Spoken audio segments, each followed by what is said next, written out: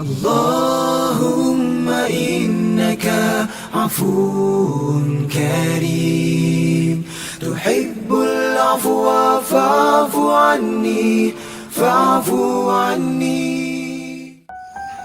Assalamualaikum warahmatullahi wabarakatuh. Astaghfirullahaladzim, astaghfirullahaladzim, astaghfirullahaladzim. Allahumma anta salam wa minka salam, tabarakta ya dzal jalali wal ikram. Teman-teman familiar dengan bacaan tersebut? Tentu saja, karena teman-teman membacanya setiap selesai sholat duha dan duhur di sekolah. Dari Thauban radhiyallahu anhu, beliau menceritakan, Rasulullah Shallallahu alaihi wasallam ketika selesai sholat, beliau membaca istighfar 3 kali. Kemudian membaca Allahumma anta salam wa minka salam, tabarakta ya dzal jalali wal ikram. Hadis riwayat Muslim dan Nasa'i. Ayah, bunda, dan teman-teman yang disayangi Allah, bulan Ramadan tak hanya pahala yang diobral, Allah juga membuka ampunan seluas-luasnya. Kita adalah manusia yang berpotensi, bahkan sudah banyak dosa, entah banyak mana pahala atau dosa. Di bulan Ramadan ini kita punya kesempatan untuk memperberat timbangan amal kebaikan dan memperingan timbangan kemaksiatan. Jangan sampai keluar dari Ramadan kita masih punya sisa dosa. Jangan sampai justru di bulan Ramadan ini kita masih sempat-sempatnya menambah jenis dosa baru. Mau dapat ampunan seluas-luasnya di bulan apa lagi? Ayah, bunda, dan teman-teman yang solih dan solihah, HP yang kita gunakan butuh dicas. Kita juga perlu mencas diri kita.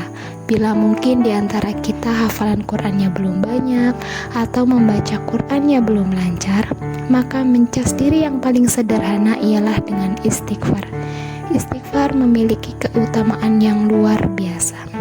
Sebagaimana terdapat dalam Quran surat Nuh ayat 10-12, yang artinya, Aku Nabi Nuh berkata pada mereka, beristighfarlah kepada Rabb kalian, sungguh Dia Maha Pengampun, niscaya Dia akan menurunkan kepada kalian hujan yang lebat dari langit, dan Dia akan memperbanyak harta serta anak-anak, juga mengadakan kebun-kebun dan sungai-sungai untukmu.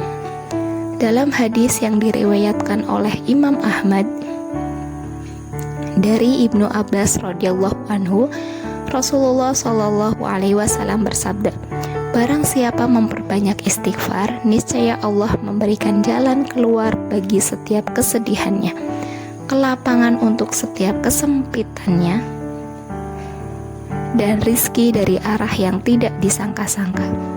Barangkali kesusahan yang kita alami itu adalah buah dari dosa-dosa yang kita lakukan. Maka mari kita beristighfar.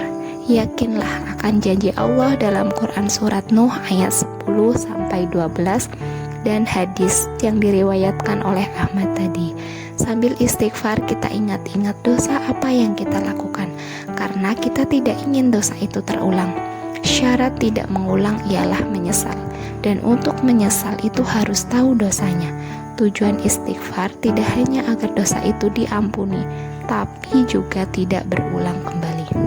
Teman-teman, mari kita dengarkan cerita yang masyhur berikut. Kisah Ahmad bin Hambal dan tukang roti. Suatu hari, Imam Ahmad, ulama besar dalam bidang hadis dan fikih, memiliki keinginan untuk safar atau berpergian ke Irak. Tapi anehnya dorongan berpergian itu tidak disertai tujuan. Tiba-tiba saja ada desakan dalam hati beliau untuk pergi tanpa tujuan yang jelas.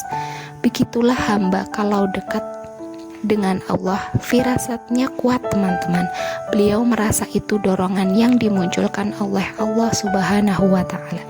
Saat beliau sudah berada di suatu kota di Irak, selepas Isya, Imam Ahmad beristirahat di masjid. Tiba-tiba beliau dibangunkan oleh takmir masjid dengan keras hingga kaget. Takmir tersebut meminta Imam Ahmad keluar dari masjid. Imam Ahmad menjelaskan bahwa beliau musafir dan minta agar diizinkan istirahat. tapi tetap saja diusir. Sang imam berpikir untuk beristirahat di teras masjid karena masjid itu dikunci. Diusir lagi oleh takmir tadi sampai didorong. Saat didorong, lewatlah seorang khobas. Khobas itu tukang roti. Tukang roti itu mendekat ke Imam Ahmad. Beliau tidak tahu itu adalah Imam Ahmad bin Hambal. Tukang roti itu kemudian menawarkan tempat istirahat di rumahnya. Saat di kediaman tukang roti, Imam Ahmad mengamati bahwa selagi membuat adonan roti, tukang roti itu selalu istighfar, tak pernah putus. Ditanyalah oleh sang imam, dan tukang roti itu menjawab bahwa ia mengamalkan hadis Nabi tentang istighfar yang juga diriwayatkan oleh Imam Ahmad.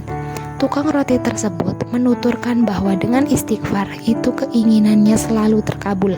Hanya satu keinginan yang belum dikabulkan, yakni bertemu Imam Ahmad bin Hambal sebelum ajal menjemput. Masya Allah, ternyata karena istighfar tukang roti itulah Imam Ahmad Allah perjalankan ke Irak, diusir dari masjid hingga dapat bertemu dengan si tukang roti sesuai keinginan si tukang roti itu. Ayah, bunda, dan teman-teman yang solih dan solihah, ini menjadi pengingat yang nyata bagi kita untuk semangat membiasakan beristighfar dalam setiap aktivitas kita.